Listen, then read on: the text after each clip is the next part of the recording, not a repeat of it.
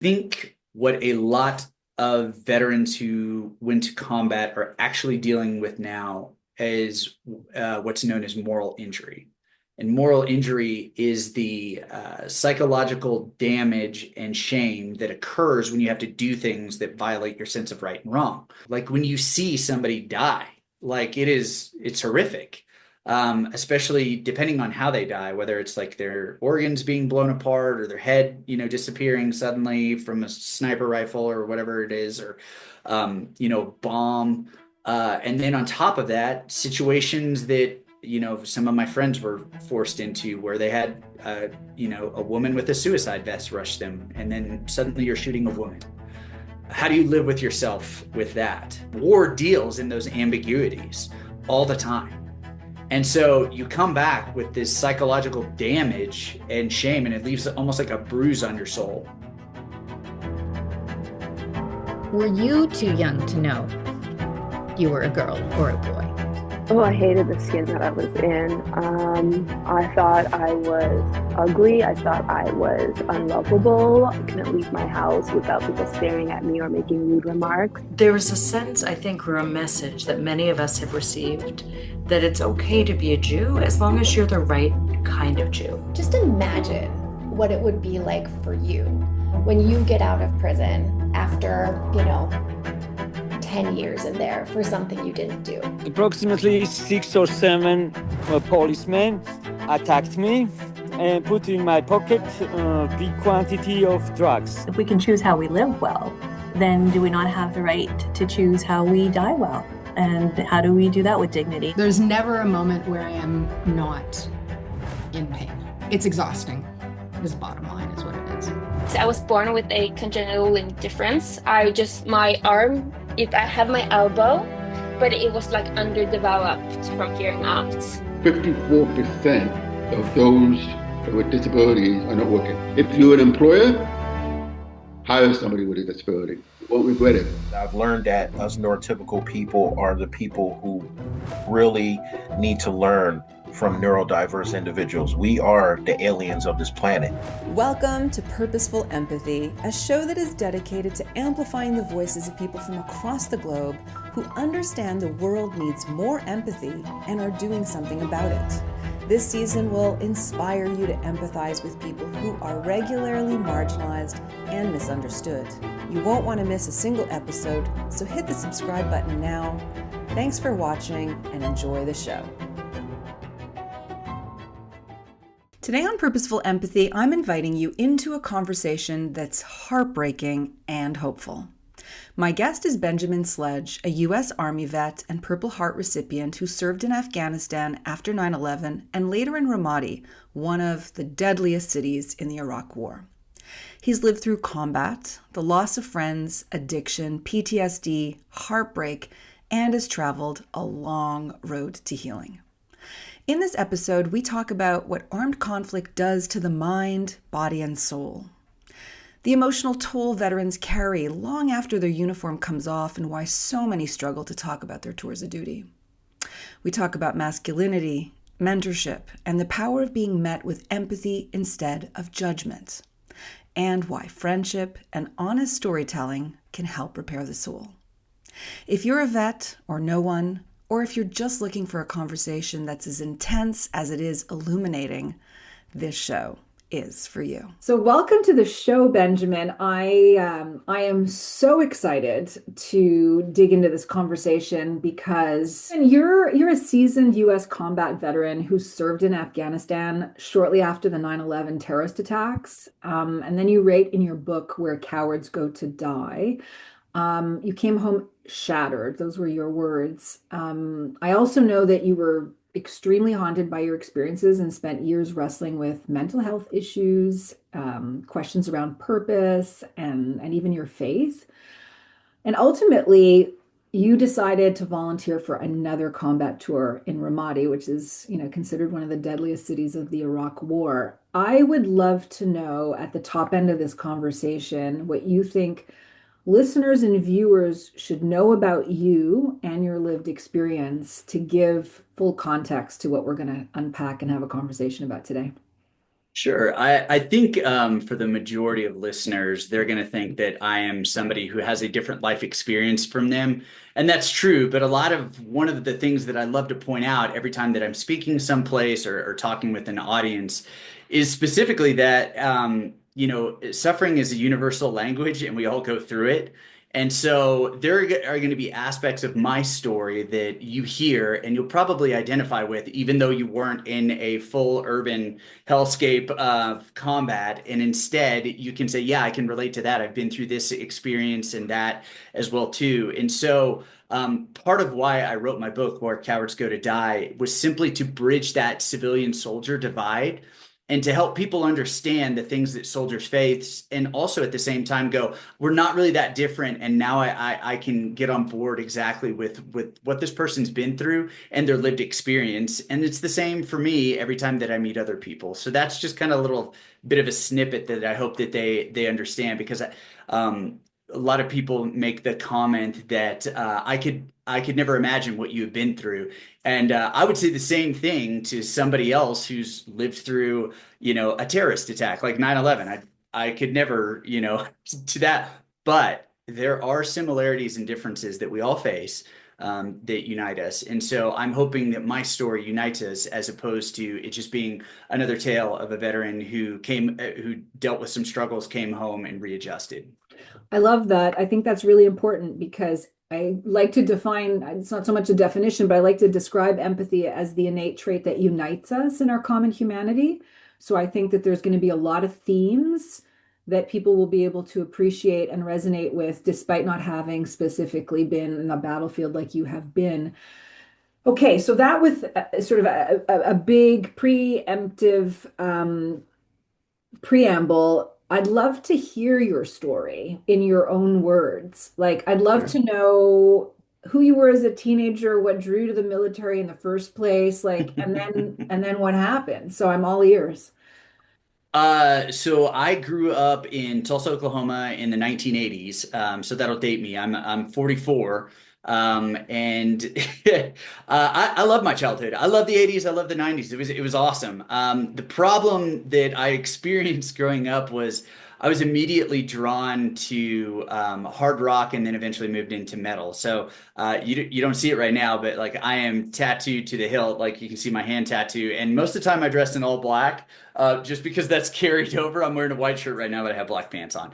But that was kind of my intro to being different from other people, because during that time period you had Tipper Gore start her task force, which went after metal, and suddenly Datelines linking it to the occult. And I'm this teenager who's suddenly a bad kid who listens to devil music and like worships Satan. And so I started hanging around with a crowd that was kind of more into your goth scene. They were into skateboarding, kind of like the alternative lifestyle as far as everything, the emo goth kids that we see at this day and age. And that's who I naturally gravitated towards, because it felt like for me, the outsiders were the people that I connected with best. And so that led to a lot of struggle within growing up, because of the fact that in Oklahoma, we call it the buckle of the Bible Belt. And so everybody went to church there. It didn't even matter if you actually believed. It was just, if you were going to be a good businessman in the community, that was something that you had to do. And so that led to a lot of me being ostracized inside the faith community. And then on top of that, my dad was a nurse. So early on, male nurses are normal. Back in the 80s and 90s, that was not normal. And I just always thought my dad was a doctor because he would come home in scrubs. But when other kids would find out that he was a nurse, it led to, scuffles on the playground and different aspects of that sort. So, but what really kind of set our family apart was my dad was one of the very first people to work with HIV and AIDS patients. In fact, this was back before we really knew anything about what HIV/AIDS entails. There's a lot of stigmas, obviously, towards towards drug addicts and gay and lesbian men and women. And so when people found out that my dad was working in the AIDS wing hospital, and he was one of the first people to set it up, they wouldn't even sit next to us in church, and we couldn't tell people at school because it even got to a point where my parents' friends at the time were taking a vote to see if they could even stay friends with them because of how scared they were. And so I remember growing up with that. My dad showed a lot of empathy towards the margins. And so that really always stuck with me. And so me being the marginalized kid myself, that always kind of stood out towards what I was dealing with. And so eventually, I kept getting picked on and beat up. And so I ended up getting involved in martial arts, realized that I wanted to follow my grandfather's path into the military. And we didn't have a way for me to go to college because back then it was like, you got to go to college. So about I think it was like sophomore year, I like had hair down to here and I looked like one of the kids from Hanson. And because I was from Oklahoma, they just associated me with the band. And I was like, I have long hair because I'm a metal kid. And overnight I was like, this is not working for me. So I cut off all my hair. Started dressing at like Abercrombie and Fitch and stuff to fit in, and even then realized this wasn't me. But eventually, I decided I've got to get out of my hometown, and so in 1999, I enlisted in the United States Army, and from there, I went to basic combat training and School of Infantry at Fort Benning, Georgia, in the summer of 2000. I came home and I was doing reserve because I wanted to be able to go to college and have a way to pay for it. And by that point, I'd started my freshman year of college and was doing this split option program. And then the towers fell on 9/11. And on September 25th, I was on a airplane to Fort Bragg, North Carolina, to attend the John F. Kennedy Special Warfare Center and School. And after that, I went to Defense Language Institute, where I learned a second language because I joined a military component called Civil Affairs, and you work a lot with the local indigenous populations in the area, doing reconstruction efforts, but also doing door kicking abilities, gathering intelligence, which we call HUMIT, and then human intelligence, and then also building and establishing local rapport. So I like to tell people that you either made a lot of friends or you got shot at a lot. And so that kind of led me towards missing out on a lot of college because I was just constantly gone. And so I would leave for special warfare indoctrination and training. I'd be home for 3 months, then I'd leave again, and I'd be home for 3 months, and then I would get orders to Afghanistan. And eventually I did Afghanistan, where I was wounded in action. Okay, so hold on 2 seconds. This is like, wow, what a journey. I want to just, if you don't mind, if you'll indulge me, I want to ask a couple of questions. First, I want to start by saying how awesome I think your dad is. Is he still with us? Yeah, he is. That's awesome. So give him a high five from me. He sounds like a really cool man. I wonder, the decision that you made to go into the military, you mentioned your grandfather, you wanted to follow in his footsteps, and then you applied, and then 9/11 happened. I just would love to know where your head was at, especially if you say you didn't use the word bullying in any of your words, so I don't want to put I was bullied. You were bullied. Okay, all right. So I want to know, like, how that played into a decision and how you were feeling vis-a-vis joining, and then what it was like in training. Like, I just would love to get a sense of like where your head was at during that period. Sure. I think a lot of young men from the 80s and 90s carry, childhood wounds. And if you remember, like, I love to make this joke. I tell my mom all the time, I'm like, you had the best experience as an 80s parent because you didn't have to really do anything. Because there was this public service announcement, and I'm sure you remember it. It was the most popular public service announcement at all time. And it went, "It's 10 p.m. Do you know where your kids are?" And I was like, my parents' generation forgot that they even had kids, that the government had to remind them. And so I had a lot of carefree, but a lot of our parents worked. Dad, most of the time it was dad working. It wasn't the two family working. Mom stayed at home.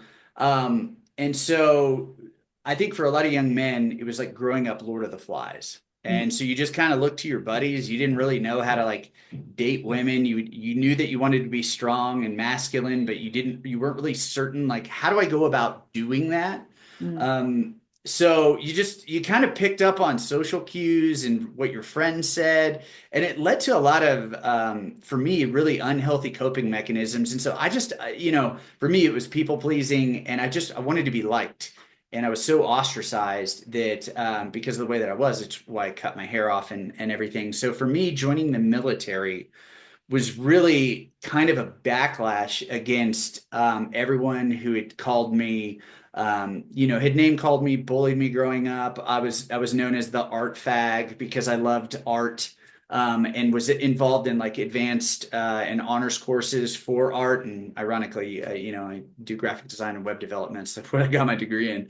And that kind of, for me, led to me going, I've got to prove to the world that I have value and worth. And I think most of us are still on that rat race. I think a lot of people, their internal drive is to say, I am worth something in this world. And so they're very mean to themselves. They don't give themselves a lot of empathy. And I didn't do that either. And so I figured the crucible of human experience and for men is joining the military. And I always looked up to my grandfather. We had come from a super long lineage. We've traced it back as far as a general under Napoleon on my grandmother's side. And then on the Sledge side, we immigrated. There's one guy named Thomas Sledge who immigrated from England, and then John Sledge and Daniel Sledge were both captains in the American Revolutionary War, and their 7 sons fought underneath them. And then from there, we've been in every major conflict. So it just kind of runs in the blood for us. And I knew that I had always wanted to join the military, regardless of the creativity and just kind of odd brain that I had and the metal music, like that for me. I knew that it was something that I always wanted to do. And it would put me a step ahead, I felt, in life, just based on what my grandfather had told me. He had been in ROTC during World War II and went to become a paratrooper with the 82nd Airborne, went over to the European campaign in theater. And so I thought, this is the next logical step for Sledge men. And I was excited about doing it. And so that's part of it was core wounds. Girls will think that I look awesome in a uniform. And the other half was I legitimately did want to serve my country. And I believe still to this day that it was one of the best decisions that I've ever made. My brother joined as well. And I still encourage young people to do it because it puts you through the crucible of life. And you suddenly realize, oh, I'm not the most important person here in this room. Other people matter. I'm really glad we went there. And I know that we're going to talk about your experiences overseas and sort of how that brought you to the important work that you're doing today. I just feel a calling to ask a second follow-up right away, which is if somebody's listening, and now it's a different generation. You were talking about growing up in the 80s. So I'm like a decade older than you. I also had my foot in the 70s, 80s and 90s. Yeah. So I understand where your children, it's 10 o'clock. Attachment parenting is now, language that we use, and you sound super self-aware. And that's attachment theory. I am anxious attachment. You're anxious, okay. Same. Okay, we're outed. Yeah. I wonder though, if anybody's listening, they might be an adult saying, okay, I can relate, but I've never really kind of looked under to explore how relationships from my childhood have helped form who I've become and who I am and how I act in the world. Or maybe there's somebody even younger, like I'm thinking of guys that are growing up right now feeling a little bit alone in the world, maybe, spending a little too much time on a console, maybe flirting with the Andrew Tates of the world. Like, I don't know, but I just wonder if you could sort of masculine whisperer to them. What would you want to say? Yeah, I actually wrote an article about this several years ago. And it was at the height of the whole toxic masculinity thing. And I just think there's either masculinity or it's not. because masculinity should be a good thing. You should protect the margins. You should care about those that are weaker than you. You should stand up for what's right. Like that's very masculine traits. Having to add an adjective to it, just it creates something totally in and of itself. So for me, I wrote this article. It was you can find it on Medium. It's called "Today's Problem with Masculinity Isn't What You Think," and it chronicles my childhood. And like how I grew up in that Lord of the Flies environment, but it was in the military that I learned everything about the guys around me. I would laugh, I would cry with them. I knew every aspect of their life. There was no stone unturned. And I realized that while I had really, really, really good friends growing up, eventually later in life, and then in college especially, I didn't know what it was like to find, a mentor or somebody that I could look up to. Like I never had that growing up. And now I mentor a lot of young men because they look to me and they go, he has life experience. And that used to be a thing. Like you would apprentice under somebody for a job or a career. And there's so much wisdom to be gained from people that are older than you. And so my encouragement to so many young men is like, yeah, they're lonely. And so we play video games, we get, obsessive on the internet, pornography is a big deal. And so they just feel more and more alone and trapped in this asynchronistic digital world that we live in, as opposed to like, what does it look like to like live connected with people that I enjoy and going out and actually doing things. And so like that can be like meeting up at the pub for a drink. If you're sober, don't do that. But it's getting out into those environments. Like men bond best over shared activities. And so when you're sharing life together, like, and I love, he's an old dead theologian who was an anti-Nazi dissident. His name's Dietrich Bonhoeffer. He wrote this book called Life Together, and it's really the core concepts of that. Like, how do we live life together to where it's life on life? And I'm learning and gleaning, and I can bounce ideas and wisdom off of other people. And so I have a core group of guys that like when I need wisdom and I'm like, what should I do next? They're who I bounce stuff off of. And then there's people below me because I think you should always be training somebody and you should always be listening to other people. But men really have to step up into those plates in order to change the demographic. And so I think strong masculine guys really have a place in society that want to do good and show like, hey, look, I'm not some just weak, guy that you would think, oh, I'm never going to hang out with this dude. But instead, also at the same time, kind of having that warrior poet mentality. I love what the Roman senator Boethus said. Well, no, that's the History is a Wheel. My bad. It's a different guy. But he is Benito Cellini. He was a Renaissance icon.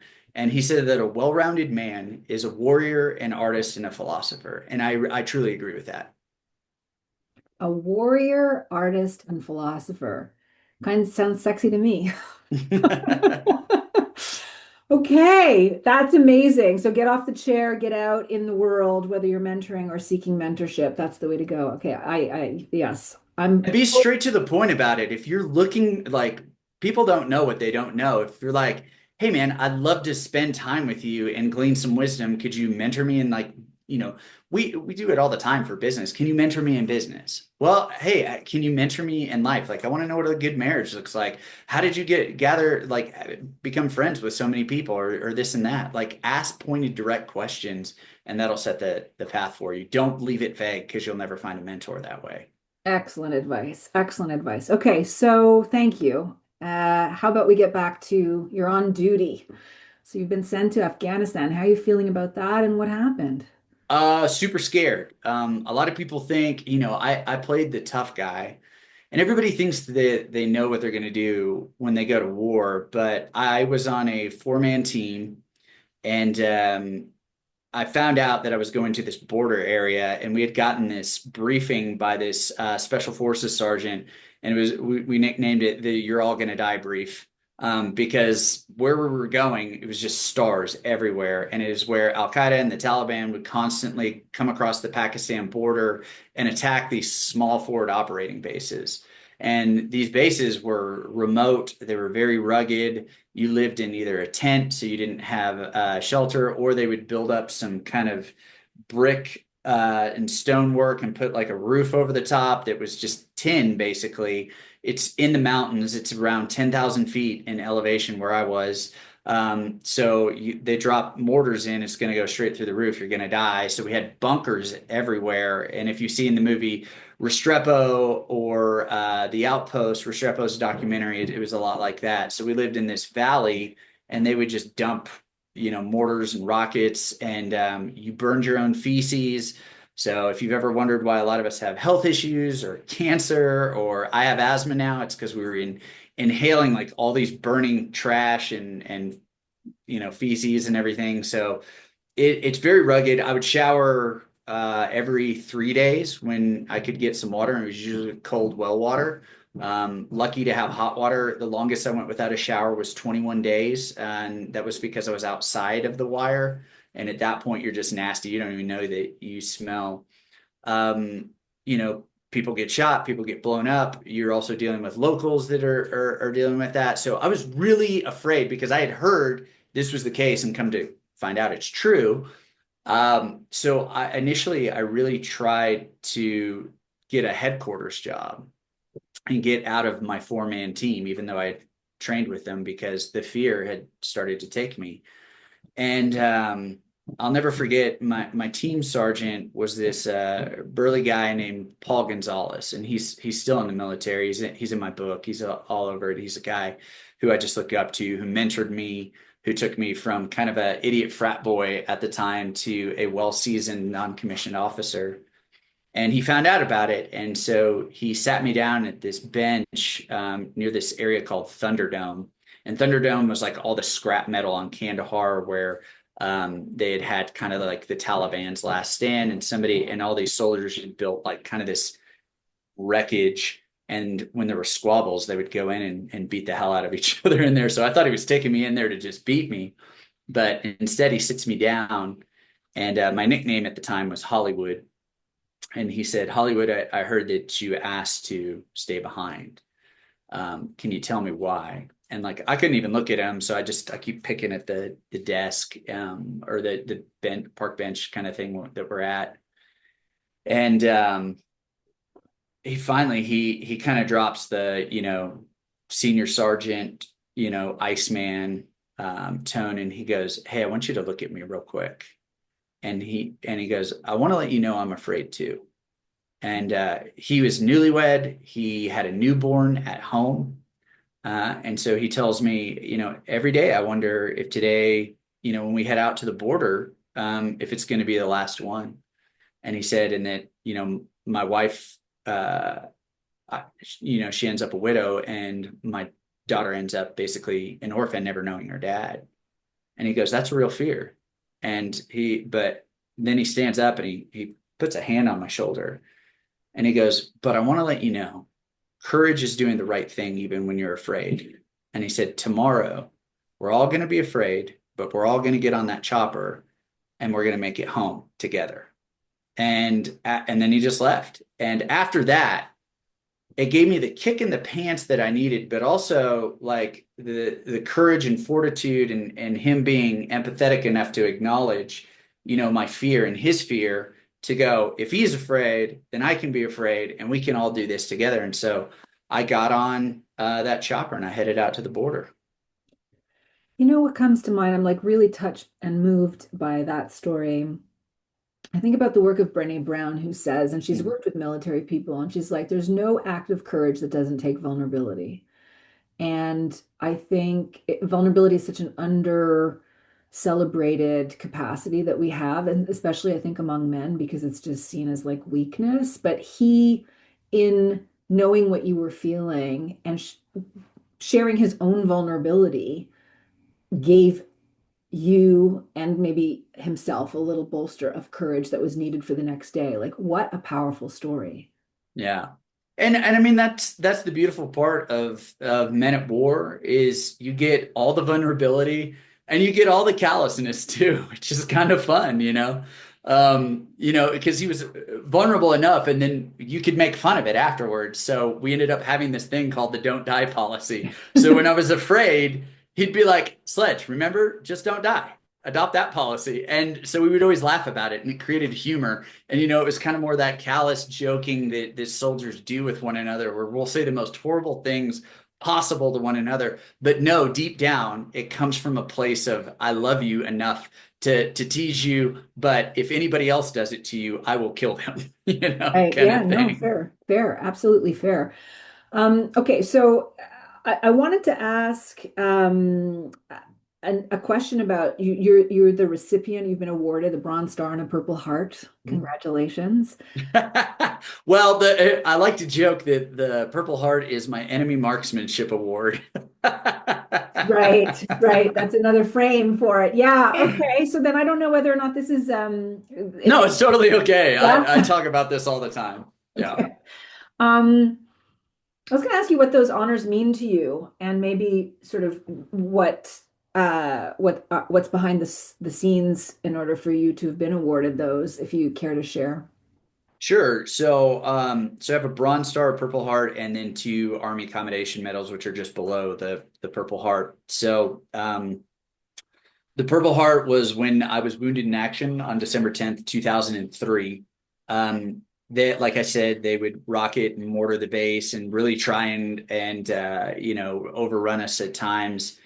And so that day we came under a heavy barrage from both, from what I remember, Al Qaeda or Taliban. It's been over 20 years at this point, and I don't have access to the sit reps. But so that day I am sitting on my cot and I am reading Stephen King's The Stand. Like when you get injured, you remember like a lot of details. Like I can't remember like what I ate for breakfast yesterday, but like that day. Yeah, just stands out. So I'm reading Stephen King's The Stand, and I was in that kind of like tin roof building, and there was this plywood board that I had stuck over where they had put glass so that we would have some light, and it just explodes and glass shatters everywhere. The plywood board goes flying, and I realized at that moment, like the sirens go off, like, oh, we're under attack.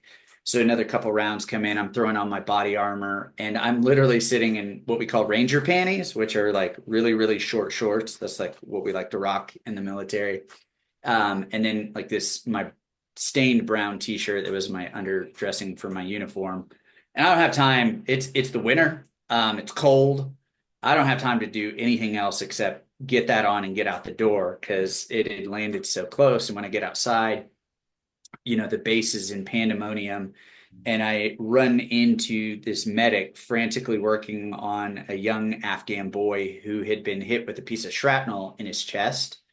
And so we call that a sucking chest wound. And so you get pneumothorax out of that. And so the medic is hovering over this, he's probably 10 years old. And at the time, locals would work on the base before Kellogg Brown and Root, which is, Halliburton's subsidiary, came in and took over all the contracts. So we would pay them to help out with like laundry and trash and cooking and everything else. And they would often bring their kids around because they felt, safer being around the military. And this kid just happened to be there when everything went down. And so this medic has this large bore needle and he's about to jam it into this kid's chest, and I'm just like frozen for a minute, and then eventually I just find my feet and run. And so I run to our tactical operations center because I knew that my team sergeant Paul Gonzalez was in there, and sure enough he is, and he's like, obviously we're under attack. He's like, your job, you need to go get the locals on base and get them to safety. And it's a small base. There's maybe 300 of us on this base. He's like, rally within the intel guys and then bunker down. They're like, be safe. I'll see you on the other side, kind of thing. I'm like, all right. So I run out and I run into my buddy Max. That's not his real name. And by the way, this is all the opening first chapter that I'm telling you of my book, if you're curious. And so we have another rocket come in, debris, shrapnel goes flying by us. We are trying to make it to this bunker where there's this big gap of road and everything. And we realize that the bunker is being targeted. And so all these soldiers run out and they start heading to another bunker. And I was like, well, we can't go there. So we decide to head into like where we would eat, or like our little chow hall, because it has some fortification of these dirt walls, and we figure we can get in between like some rows of appliances. So it's dirt wall appliances to block the, like ovens and stuff to block the impact. And so we get all the locals rounded up and in there, and just as we get the rest of them in there, like my world just goes black. And so I wake up and I'm super confused because I had gone headfirst into this wall. And so just totally dazed. There's this large Afghan man standing over me. He's like trying to help me up. He's one of the locals, and he's just terrified. I can tell he's terrified. And I'm like waving him off, and I'm like trying to figure out my bearings. And I look down on my arms, and there's like all this translucent and black stuff on them. And so I start rubbing my arms, and it like my hands start to bleed and my arms start to bleed a little bit. And didn't realize it because it was so foggy that like it had blown out all the glass from where the room we were in, and shrapnel everywhere. And I had shrapnel on my back plate and superficial stuff in my lower back. And then I couldn't find Max. And I was like, oh my God, he's been vaporized, was my first thought. But then I looked over, and like this screen door had been torn off the hinges that led into like where we would eat, where tables were. And so I run in there, and there is like, it looks like a toddler's just like tossed tables and chairs everywhere. And then there's like a blood streak across the floor leading into a corner. It looks like one of the scenes out of The Walking Dead where, like the undead is like dragging their body. And so Max is over in the corner, and he's holding his elbow, and he's rocking back and forth. And he keeps saying, at first I couldn't really hear him or understand what he was saying because I just had this loud ringing and buzzing in my ear. And, I'm asking him if he's hurt. He keeps grabbing his elbow. I take out my knife, open his sleeve. And at that point, I realize we have a catastrophic injury. He had taken shrapnel through his tricep and hit like one of the main vein arteries there. And it looked like a pop can had exploded in his tricep. And I'm like, uh-oh, this is bad. And so luckily all your training kicks in at that point. And I was like, all right, we got to get him to safety. We got to get the medics. And so I pick him up. Another soldier runs in the room, helps me carry him in between the area that we had initially planned to go. And we start patching him up, and I'm like, I got to go get the medics. So I run out the back door, and we just erected this concrete kind of barrier blast wall kind of thing. And so I'm pounding on that because that's where our triage rally point is. And I'm like, we have injured, and just keep screaming it. And eventually like, that's when the fear took me, and I was like, we're going to die. And so I run back, and that's not before another rocket comes in, knocks me to the ground. I get back up, I come in. Max is like ghost white. He's lost a lot of blood, and I scream at both of them, and I'm like, they've blocked access to triage. Where the hell do we go? And so the other guy, he's like, we could run out the front door. I was like, where we just got blown up? That's a terrible idea. And so finally I'm like, it's your turn to get blown up. Both of us have been blown up. I'm going to patch him up. You go get the medics. So he runs out the front door, is able to get the medics. They come back in. They're so frazzled, they can't even start an IV. And eventually this is where I start fading in and out of lucidity.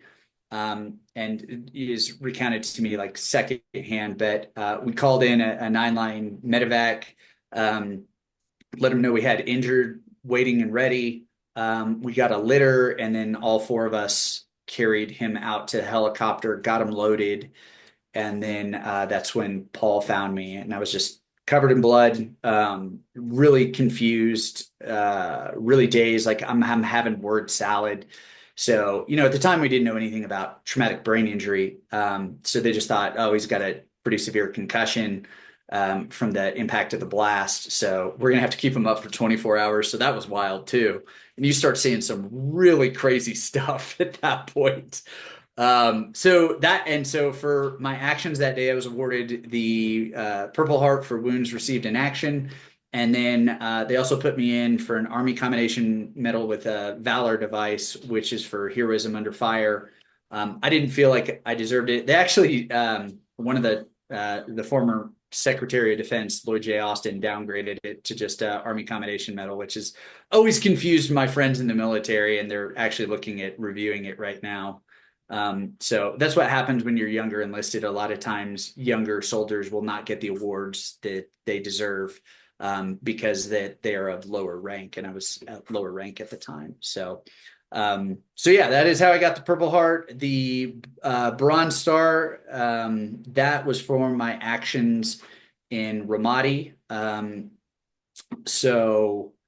Ramadi. Whew.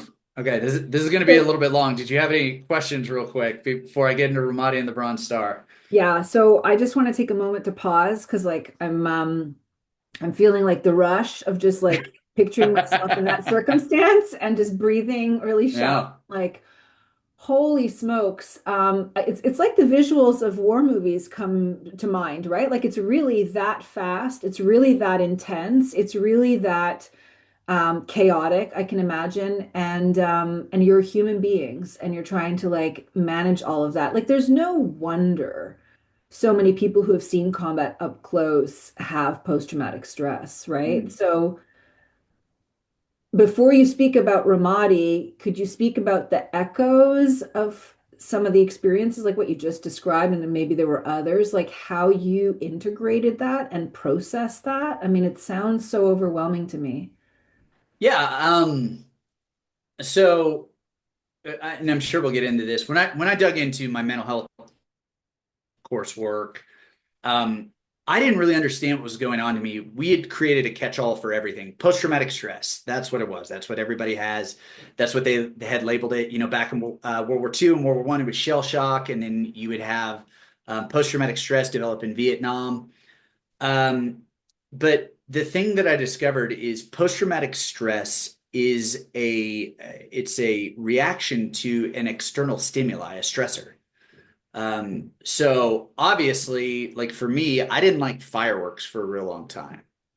Because especially these things called whistling chasers, because they sounded exactly like incoming rockets. So that's an external stimuli that'll trigger a response for me.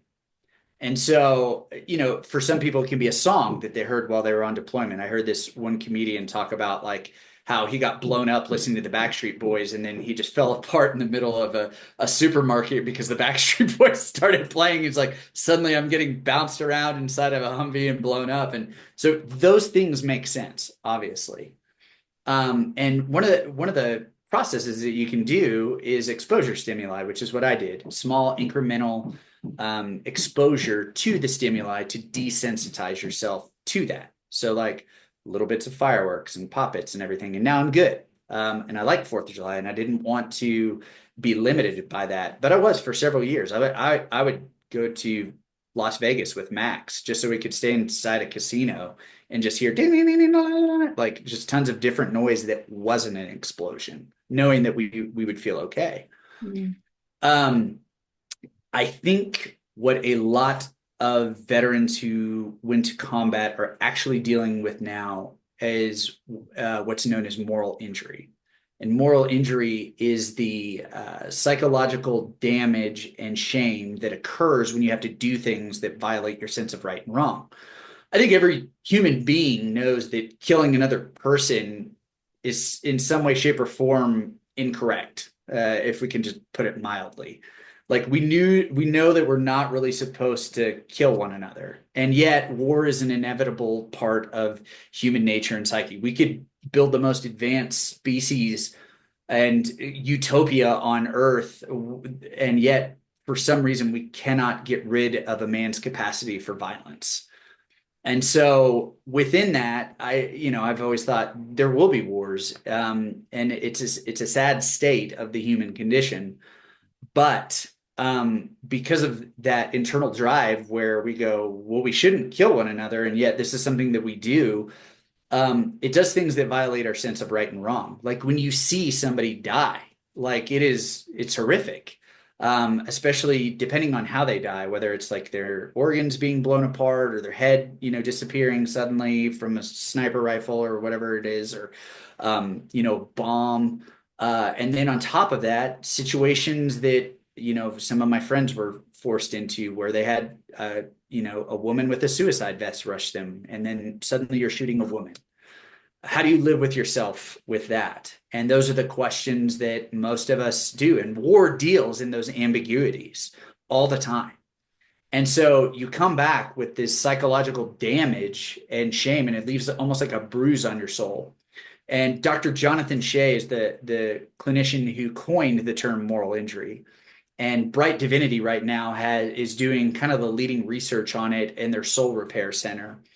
And for me, that's what and I think that's what a lot of the guys that I have been with overseas, it is difficult for us to talk about because it feels like a bruise. And when you touch it, you flinch.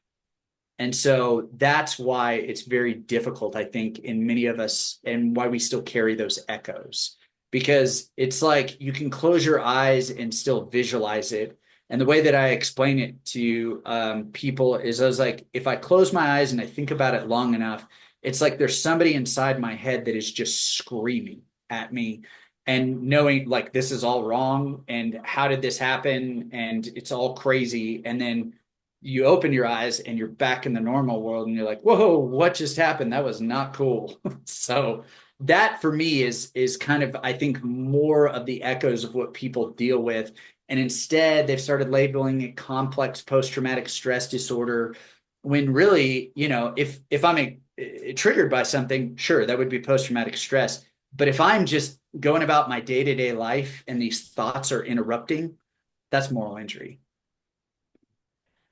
I'm going to look up this Soul Repair Center. I've never heard of that. It really,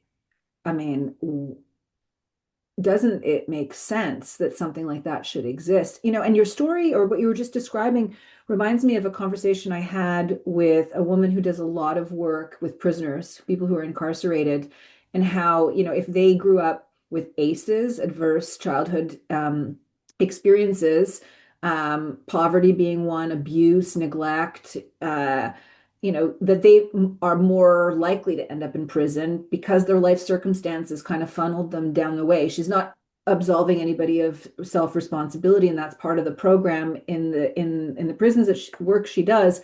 But I think there's a lot of shame that is part of that's eating away at the soul. Because in another context, you might never even kill a bug. And yet in war, like it's you or somebody else, right? Mm-hmm. Like, so that moral injury sounds so heavy, sounds so oppressive to carry. And thank goodness there's centers that are working on soul repair. Like that just that framing is so, I don't know, uplifting to me. Like that there's an opportunity to repair the soul, or at least something to work towards, right? So did you have that experience? Have you repaired your soul? Yeah, oh gosh. Well, here, I'll take you what I went through. Counseling for post-traumatic stress disorder, 12-step for self-hate, EMDR therapy, CBT, and then ketamine infusions. So it was a lot of work. Yeah, but yeah, I'm happy. I'm good. There are always going to be echoes of that stuff, but it's like a scar, or for me, like my wrist. When I got injured in combat, my wrist shattered, and so I was in a cast and everything. But when your bones don't heal back, or even when they heal back, you'll hear a lot of people talk about how like when it gets cold, you can feel where that old break is. It's kind of like that. Now it's like, yeah, there are days where the proverbial weather in my head gets cold, and I can feel the former break, and I know that it's healed, but also at the same time, I know that it's still there. Mm. Yeah, well, I'm glad that you went through all of that. And just for anybody listening and watching, throughout the conversation, you've been mentioning a lot of different things. We're going to have a lot of resources in the show notes, so check that out, including your Medium article, including your book, including the center, if I can find a website. So, I haven't told you this, but when I was 19 years old, I worked on a military base, the Canadian Forces base in Germany, that was closing at the height of the base. There were 25,000 troops. I got on the base when there were 2,000. The families had been repatriated home, and I was there to help young soldiers buy houses back in Canada. It was a great year. Oh, yeah. They were single. I was 19. It was fantastic. But I was in the headquarters, so I got to work with a lot of really interesting military folk, and my opinion of like what a military person was completely demystified. Like my worldview on the military changed. So let me ask this question, since this is a conversation meant to expand our circle of empathy and include people from the military and veterans, and think about you guys in a different way. I think a lot of civilians hold assumptions about military service. I wonder if you want to share anything that you think is a misunderstanding that people have, especially when the uniforms come off. And what would you like to say? The biggest misunderstanding, I think, is, and I talk about this often, is that military veterans will not open up to you. That's not true. That's garbage. And the reason why is most of us do want to tell our stories. Every time I get around my buddies that I've been in combat with, like the stories just come out, man. Like we're constantly talking about it. It's because we feel safe. We do not often feel safe with civilians. We see the body language, like we're really good at reading body language, and like you have to do that. You have to know like who's going to shoot at you, who's not, kind of stuff. And so when you begin to talk about things that are, one, morally ambiguous, or you laugh about things that are, grotesque because you develop that's the mind's way of creating a response so that you don't go insane. It's the gallows humor. First responders do it. Military does it. It's very common. And so I remember I got home and I was telling this story about like these dogs getting run over and these dudes' heads exploding and stuff. And I'm laughing about it. And everybody just looks at me like I am a monster. And I'm like, that's it. I'm never going to talk about this stuff again. And I shut down. I didn't talk about my military experience until 2016. Oh, wow. Like I didn't have any of my awards on the wall, nothing. I kept it hidden. And I was like, I'm just going to get on with my life because people will never understand me and they will only judge me. And so that really changed for me when I met a guy, his name was Josh, who didn't do those things.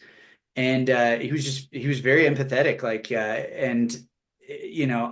would just test the waters with him and tell him these stories. And he would just say, sounds like you've been through a lot, man. That must have been hard. As opposed to like doing the fake laughter, like ha ha ha ha, or you can just tell by their facial expressions or body behavior that they are very uncomfortable. And so most of us want to share these stories. We don't know how to share them accurately, so they're going to come out garbled and grotesque and weird. And all we're looking for is somebody to empathize with us and not judge us based on that. Like we want to tell our stories. It eats inside of us, and we want to share that. So when people hear these stories and their body language comes into play, like it shuts us down. And we do want to tell those stories, but everybody goes straight to the point of trauma with us. Like you want to know what the number one question we get asked is? Like when we went to war, do you want to take a guess? What's the worst thing that ever happened? No. Did you kill anyone? Oh. Like, why is that the question that you want to go to? Right. Like, does it make me less of a man or more of a man, or like what? And I understand people are curious, but why? Like, what are you, if I say yes, what are you going to think about me? If I say no, what are you going to think about me? Like, Right. Are your judgments going to be based on that? That question has been asked of me so many times, and by well-intentioned people. But imagine if you were a victim of sexual assault and rape, and I was like, hey, tell me about your rape. What was that like? You would be so offended. You would be like, whoa, what is it? And we just met. Like that's what they do to us. So you see why we shut down and we don't talk about it? Yeah. So the common misconception is, yeah, we do want to talk about it, but the problem is you're going about it all wrong. Right. Like get to know us. Like, you know, I think, and I train a lot of civilians in this now, is I'm like the same way that you'd befriend somebody, do the same thing with a vet. Like just ask them about their life. Hey, what was the military like? Did you enjoy it? You know, what's one of the funniest stories that you can think of from your time in like basic or everything else? You don't have to go straight to the point of trauma. And the more that they trust you, the more that they're going to open up. And that's what I did. So it wasn't that I couldn't talk about these things. It's that I didn't want to talk about these things because everybody just wanted to press on all my trauma wounds instead. Yeah, I think I just heard you. I will never ask that question. I don't know if I've ever asked it before, but now it's cemented in my head that I want to ask that question for very good reasons. But my next question is gonna be a little bit on the trauma lane because you've written a book called Rewrite: The Journey from Self-Harm to Healing. So I wonder if you could maybe share what inspired you to write it, and again, if there's somebody who's listening or somebody listening knows somebody who might need to take a look at it, what you'd want to say to that person. Yeah, so Rewrite was I was the executive director and creative director at a nonprofit called Heart Support, which was founded by Jake Luers. He's the lead singer of the Grammy-nominated metal band August Burns Red. And he just, you know, we get a lot of stigma inside the metal industry, but there's a lot of truth too, just inside any music period, where people either listen to a song on their best day or they listen to a song on their worst day. You know, you could be listening to Air Supply after going through a bad breakup or whatever it is. Air Supply. Shout out to Air Supply. Okay. Yeah. And so when people, it's kind of this soothing thing, or it's like these lyrics, you know, I get it. And so Jake would hear just a lot of his fans come up and share their personal struggles. And he wanted to create a place, a nonprofit where they could come and explore healing. And so when I was there, you know, this book is just more curriculum based for people that are struggling with self-harm. So all the proceeds and profits go directly to Heart Support. That was written for curriculum for Heart Support. It's not in my personal, per se, repertoire of books. Same with Dwarf Planet, which I'm sure we'll talk about, which is about depression. But I worked with a clinical psychologist named Dr. Michelle Sari, who reviewed all the literature and as well as like because they're both of them are workbooks where you can write in them and do portions to explore that healing. But we were dealing with a lot of young people that were going through self-harm. And I'm not sure if you remember, but self-harm was massive, like during the 2010s. And a lot of it was because social media popularized it. Tumblr became a place, like it kind of became this almost social contagion where people were like, I don't know how to deal with what I'm dealing with, so I'm going to self-harm. And so I wanted to explore that. And I had dealt with so many young women and men that were cutting or burning themselves or whatever it was, that I wanted to create curriculum that they could understand, that empathized with them, and then two, gave them a proactive next step for healing from, and this is the problem that I think I see in general. A lot of people don't like to address the whole human. As human beings, we are intellectual, we are emotional, we are physical, we have chemical stuff going on in our brains, and then we're spiritual. Like, and going back to the war theme, and let me explain the spiritual aspect to it. A lot of people don't understand just how spiritual war actually is, or just things in life. But there's no formative consensus for what happens when we die. Right? Like you might have a personal religious belief and believe that for certainty. I have one that I'm fairly certain I believe that I believe with certainty that I think happens when we die. But that's me. There's no formative scientific consensus, even across all major world religions, as far as this is what happens when you die. So we call it the great unknown. So when you point an M4 carbine rifle at a man and you pull the trigger, you're going to send him to the great unknown. And there's something deeply spiritual about that. And people forget that is the spiritual nature of war. And so a lot of clinicians have written off spiritual aspects with regard to war or self-harm or depression or any of that. And when you miss out on treating a whole person, you will misdiagnose them. So a great example is, let's say I came to you and I said, I'm depressed. And you go, great, take these pills. They helped me. But let's say I'm depressed because I went through a bad breakup. Why would I need the pills? I just need emotional support. So you will misdiagnose the person if you don't treat the whole person and understand them. So rewrite for me and for our team was just a collective wholesome look at all of the aspects, whether it was from the emotional side, the physical side, the intellectual side, the spiritual side, to help them find hope, healing, and restoration, and take those proactive next steps if they were involved in cutting. Okay, and so since you mentioned the third book that you worked on, Dwarf Planet, A Practical Guide Through Depression, I read this, I picked this up from the description on Amazon, so I just want to read it at the top end and then the bottom end. It says, depression feels like living on a distant dwarf planet. This book is your way out. Climb in, we're going to get you off this rock. Tell me more. So a friend of mine is a slam poet. He's very gifted. And he wrote this poem called Dwarf Planet about how depression felt like living on a dwarf planet, because Pluto became a dwarf planet, you know? We all used to remember it as the ninth planet, but now it's like kind of this frozen rock of wasteland and you're abandoned out there. It's not even part of the solar system anymore. And he went on to explain how oftentimes when you're dealing with depression, it feels like that. It feels like you are on this cold, isolated, nobody else understands. It's like, other people describe it in a million different ways, whether it's like having a wet blanket on top of them at all times, or they just can't get out of bed. And the great part is like, we wanted to conduct research. So I think we surveyed either 500 or 1,000 people who were either clinically depressed or struggling with depression, and got like their answers. And this was the crazy part. So one of the things that we asked them was, hey, what are the reasons? What do you think the reasons are behind your depression? And here's what was wild. Only like out of all of our respondents, I think 10 people picked, I don't know, but they didn't just solely pick, I don't know. They picked other stuff like, oh, I went through a bad breakup, or this event happened when I was a kid. I was in poverty, or whatever it was. And so most people knew the sources behind their depression.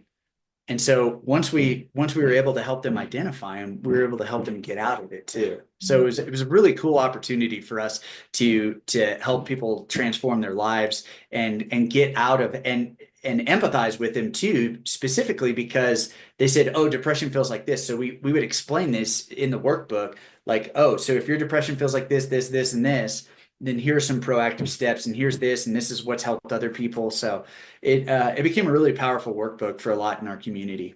That's beautiful work. And I do want to talk for a second later about the work that you do now and how people can engage with you.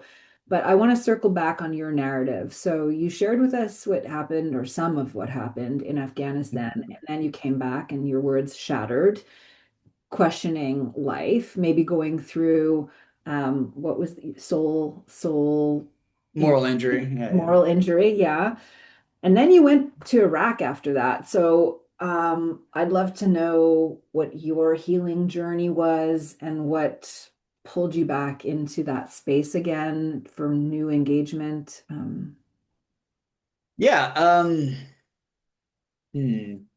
when I got home, I was pretty messed up. My best friend was killed in action. He had replaced me. His name was Kyle Seitzinger. He was a very close friend of our family. Had his own relationship with my parents, was part of my unit. And so he comes in to replace me, and he gets killed a week later. I find out as soon as I get back to Fort Bragg, and it just throws me for just an absolute loop.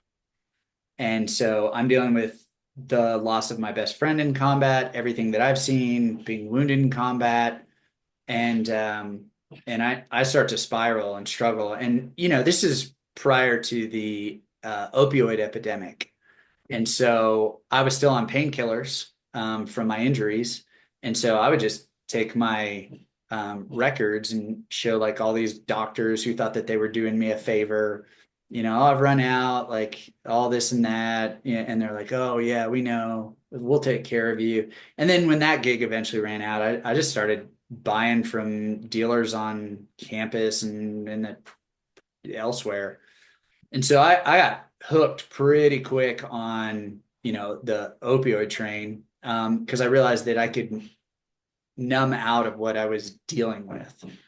And so I would drink with them too. I mean, it's just a real dark hole. And eventually it got to the point where my parents and my friends and fraternity brothers staged an intervention. So I woke up one morning and everybody's out in the living room and I'm like, uh-oh. And so that forced me to get into counseling. And I started doing good. And I started learning the aspects of what I needed to deal with as far as post-traumatic stress. But I wasn't fully honest with my counselor because, again, I thought she was going to judge me if I told her everything that was dark and broken. And then, like, the strangest thing happened. I started missing war. And a lot of that has to do with the camaraderie and people who understood you. And there's this age-old adage, that our parents told us when we were kids. It's, if all your friends were jumping off bridges, would you do it? And the problem with guys you've served in combat with is the answer is, yeah, I'll do that. And so, for me, the simplicity of having a mission, the guys that I loved, and the thrill of adrenaline that knowing one day could be my next or last, I started feeling. And so I started to convince myself what I needed to feel normal was more war. And so, at this point, the global war on terror is in high speed. It's 2006. They're announcing that they're about to do the surge. And, Paul Gonzalez, who I've referenced earlier, who is my team sergeant. I'm a team sergeant at this point. He goes, hey, man, we're putting together a special team. And he goes, and I want you on it. And he said, you'll get to lead your own 4-man team. He said, you'll be the platoon sergeant. And I was like, no freaking way, dude. I was like, I'm newly married.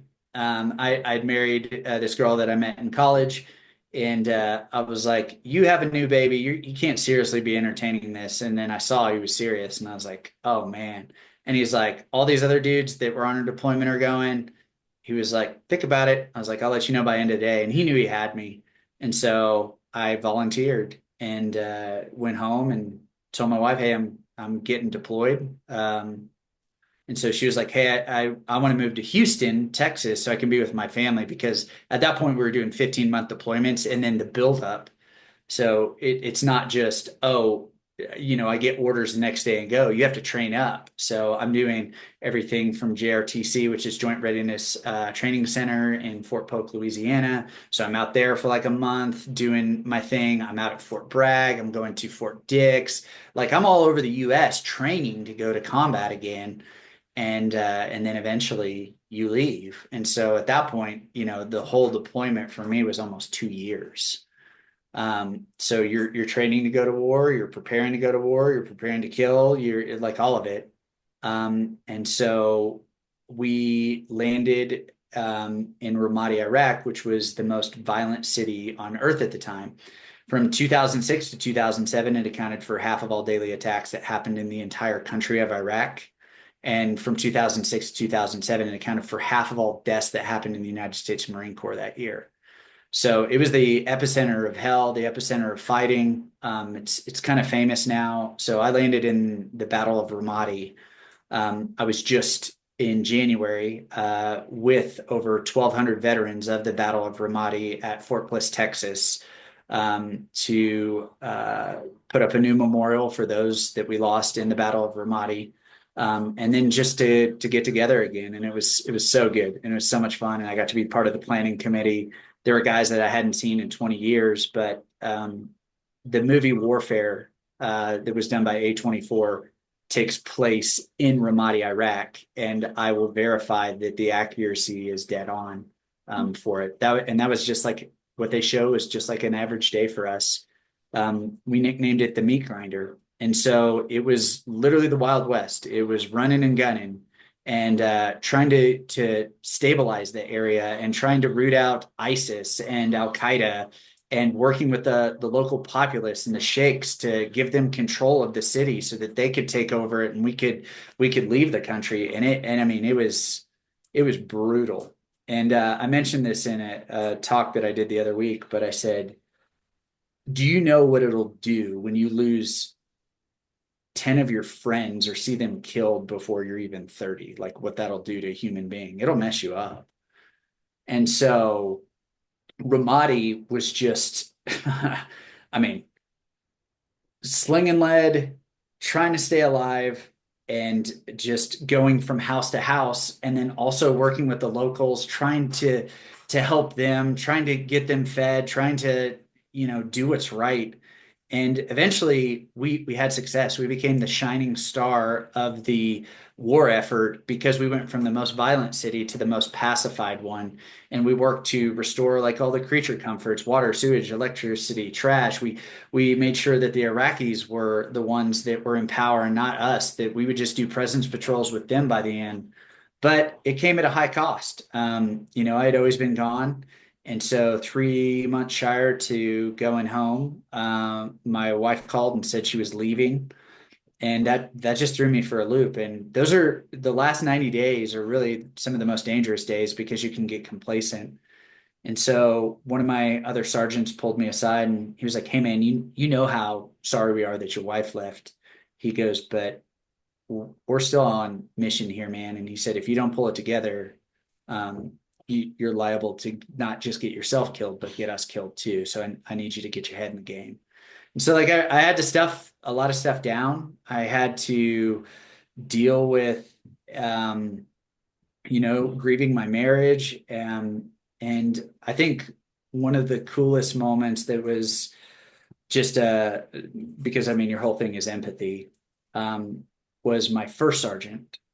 He found me after I got the phone call from my wife. We call it the Dear John letter. It was just a Dear John phone call this time. And, I'm crying next to this generator and he's like, Sledge, are you okay, man? Like, what's going on? And, between sobs, I just choke out that, my wife's leaving. And he picks me up and this dude's huge. He's a big man. And, somebody that I had looked up to for years, that had taken care of me, that had been a mentor. And he just hugs me and he goes, oh, buddy, I'm so sorry. And then I'll never forget what he said next. He said, but you're not alone and we'll make it through this together. So sadly, and I think this is the beautiful part about empathy is, he died in 2017 from cancer. It was a second bout. We think a lot of it was the burn pits and the exposure that a lot of us have. But as soon as I heard he was sick again, I was living in Texas at the time. I put my family in the car and we drove straight there and spent a week with him. And he passed shortly after that. So I was glad that I got to say my goodbyes and to, be there for him in a hard moment and his family when he was there for me in a hard moment. And so coming back was pretty rough. And I was transitioning into the reserves. I didn't have a job. My wife had left. I was like, I'm going to go live on my friend's couch in Austin, Texas. And so I did that. And I would cry in the showers, like during the day. Thinking that like he couldn't hear me. And then I would just go try and party with him on 6th Street. But he could just tell that I was getting worse. And so one day he was just like, hey man, why don't we try going to a church or something? And I was like, what's that going to do for either one of us? And I just ended up meeting a bunch of people that were really interested in caring for me and loving me and taking care of me. And it just changed my entire perspective on everything and really rebuilt, where the environment that I had come from, where I was so antagonistic towards anything religious or spiritual, and rebuilt it kind of more on a firm foundation of one of empathy, trust, grace, and forgiveness. So it was a hell of a journey, though. Wow. Again, I'm just like, wow. That's a lot packed into one little life.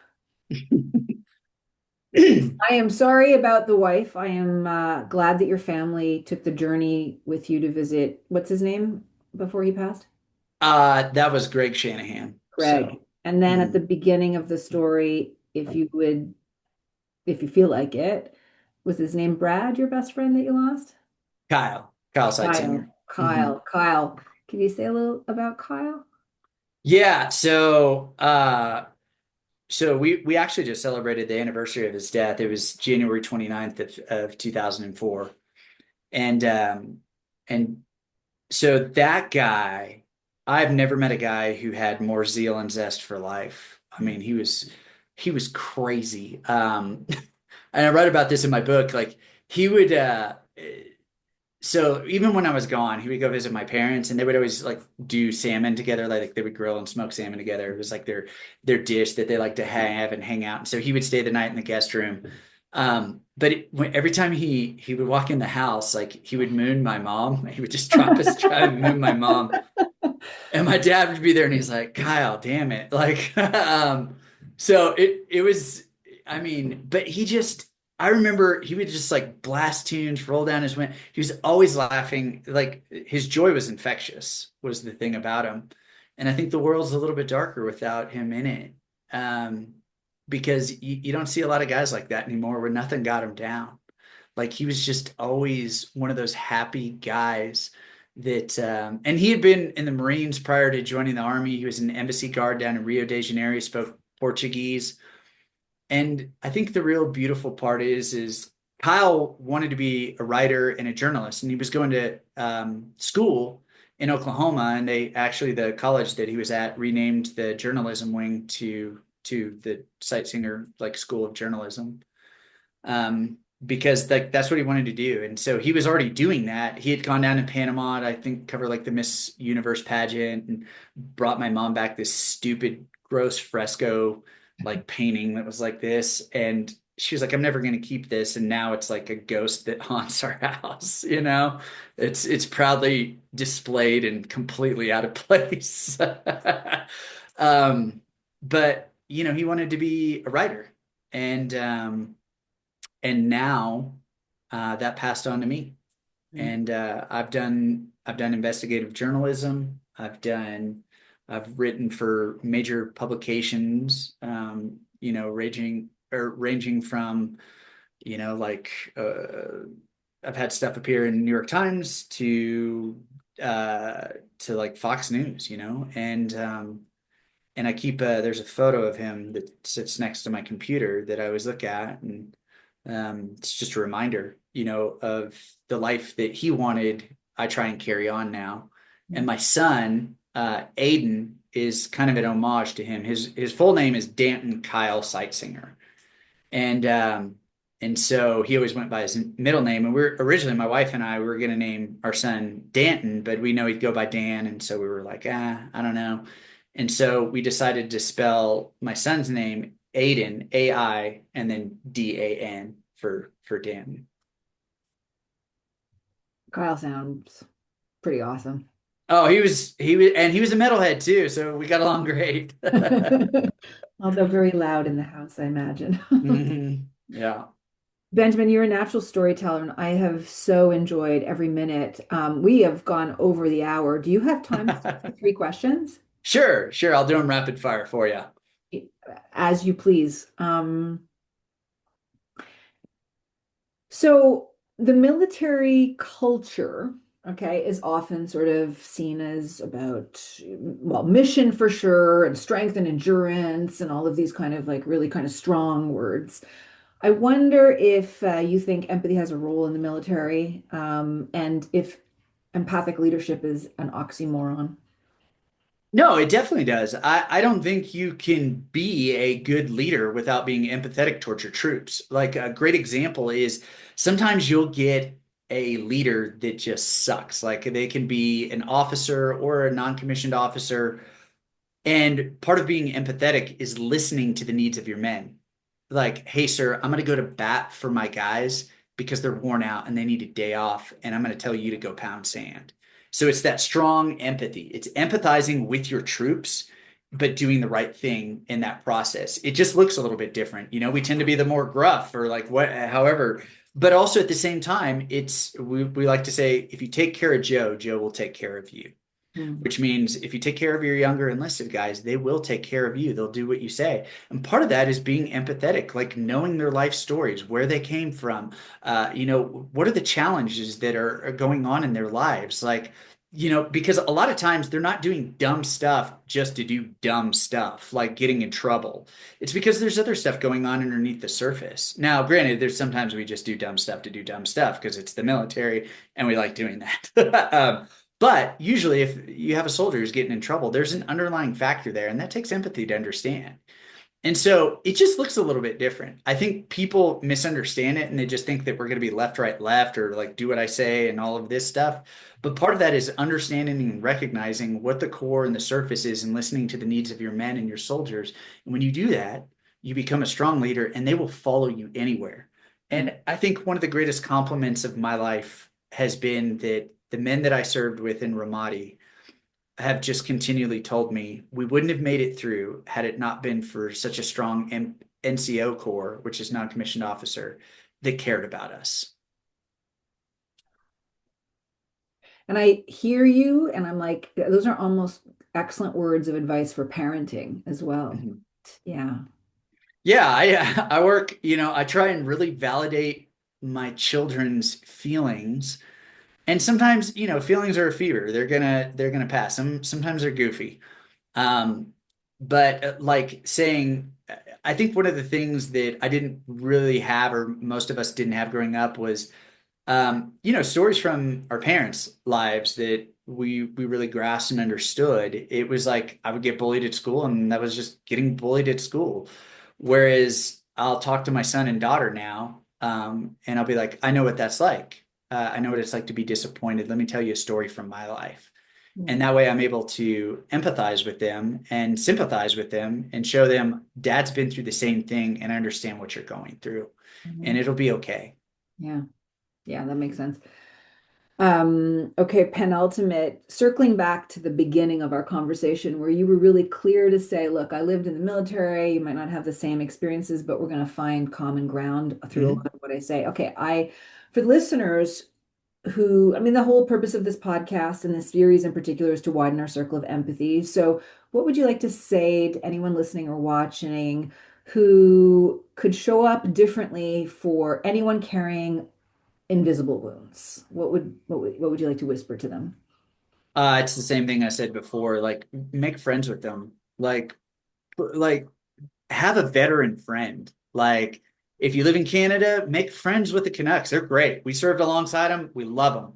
Like most of the NATO allies, we are super dope with. Like they were fantastic guys. I've worked with the Kiwis, the Danes, the Canadians, like all that. It doesn't matter where you are. And if you're in America, like find somebody that is a veteran and understand their experience. The same way that you would want somebody to understand your experience, help to understand theirs, like get to know their story. People are interesting.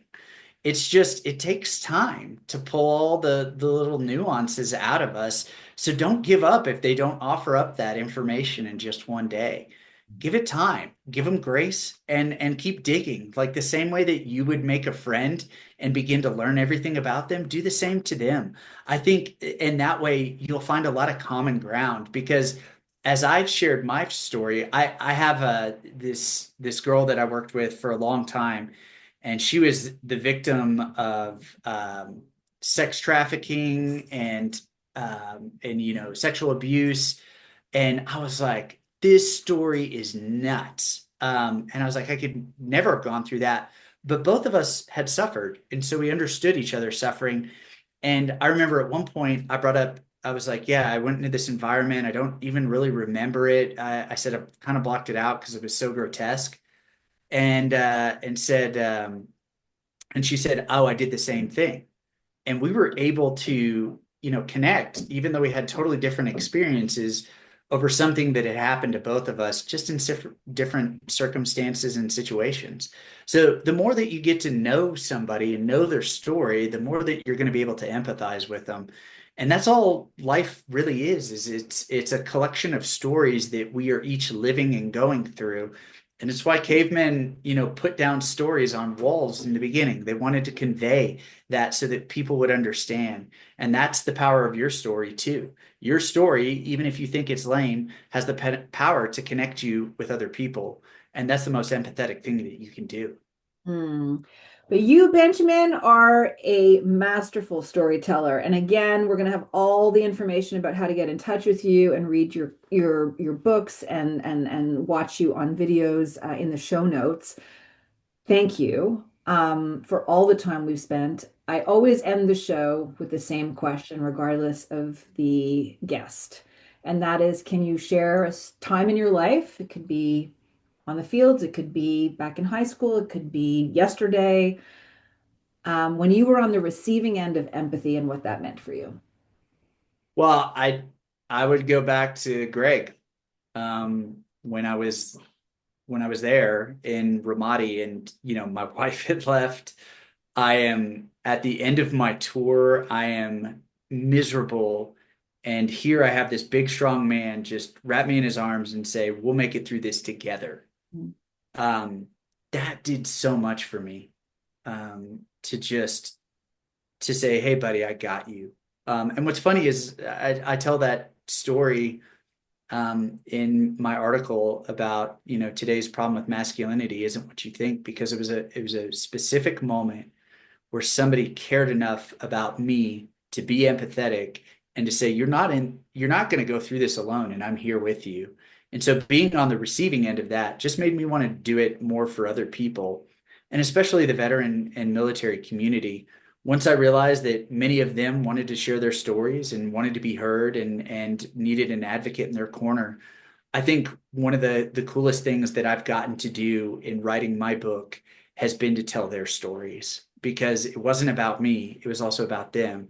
And it was about their bravery and their heroism and the things that they went through, and the struggles that they faced, that make them personal heroes in my life, just because of the fact that they were able to say, I will offer up my story and you can tell it so that other people can empathize with what I've been through. And I think that's a really beautiful thing. And for me, that really just started, with Paul at that table where he said, I was scared, and then continued on to Greg, where he said, you're not alone and we'll get through this together.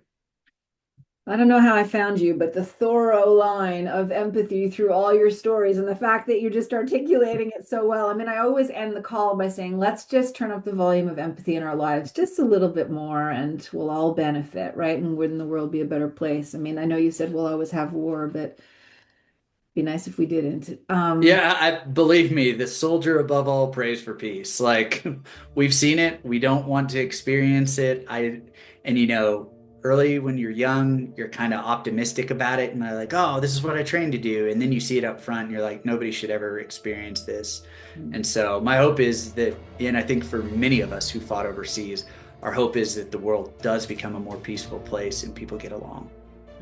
Thank you for your service. Thank you for all the work you do now, and all the people that benefit from your mentorship and reading your words and finding ways to heal and then give back. Thank you, Benjamin. Well, thank you for having me. It's been an honor. Thank you for watching and listening. We will see you next week at Purposeful Empathy. If you know someone who would benefit from this episode, please share it with them now. Post the link to your socials, and don't forget to hit the subscribe button. The world needs more empathy, and you have an important role to play.